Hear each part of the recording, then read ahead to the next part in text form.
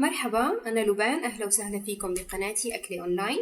اليوم بدنا نعمل مع بعض كريمة الزبدة الإيطالية. هالي الكريمة مستعملة لتغطية الكيك المغلف بعجينة السكر. طيبة كتير، أنا أحيانا بحشي فيها طبقة من الطبقات لأني فعلا كتير طيبة ومميزة. مقادير الكريمة: سكر 400 جرام مع 100 ملي مي، زبدة 500 جرام، بياض 5 بيضات حوالي 150 جرام، رشة ملح، زيت نباتي.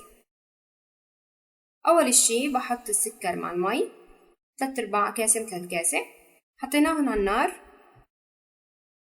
ببلش بفصل الصفار عن البياض، ولازم ننتبه كتير ونحن عم نفصل الصفار عن البياض ما ينزل معنا ولا نقطة من الصفار على البياض، وإذا نزل معنا نقطة منشيلها، والأحسن نزلل كل بيضة لحالها على صحن وبعدها منضيفها على صحن الخفق.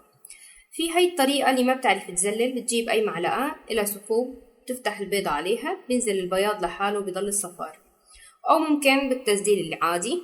الصفار البقيان معنا بنحطه بالفريزر لحين الاستعمال، أو ممكن نعمل فيه كريمة موس الشوكولا. ممكن بفيديو جاي إن شاء الله ننفذها مع بعض. هاي طريقة التزليل العادي. وإذا حسينا إنه الصفار تمزق خلص ما بقى منتابع. القطر عم يغلي معنا على النار. خلصت تزليل، حطيت رشة ملح، شغلت الخفاقة على أعلى سرعة. بشغل الخفاقة ليصير الزلال لونه أبيض، وبتأكد إنه انتهى الخفق. يصير الزلال بيعلق بالمضرب. هلا بدي أتأكد من القطر إنه انتهينا منه. بحط شوكة بقلب القطر وبنفخ، بيصير بيطلع معي بولين، بس طلع معي بولين فخلص انتهينا من القطر. بصبه على البيض بخيط رفيع كتير كتير. هلا هاي المرحلة هي بتعقم البيض، اللي بيخاف من البيض الني.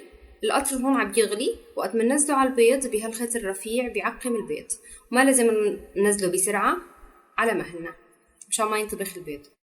منضل نخفق لحتى يبرد المزيج تماما. يعني هي المرحلة كتير بتطول. أنا شلته أساعد يعني بمرحلة التبريد إنه أشيله أحطه بصحن فيه تلج، أرجع شوي على الخفاء وأرجع أعيد نفس العملية لتبردت تماما. بضيف الزبدة الطرية قطعة ونستمر بالخفق لتخلص معنا الزبدة نهائيا. وإذا لقيناها إنه صارت كريمية وصار شكلها كتير حلو وحبينا الشكل، خلص بنوقف وصارت الكريمة عنا جاهزة.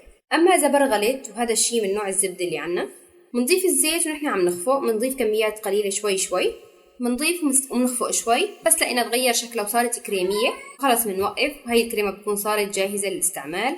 ممكن نستعملها مباشرة على القالب أو منفرزها بالفريزر لحين الاستعمال، بس لازم نطريها على حمام مائي.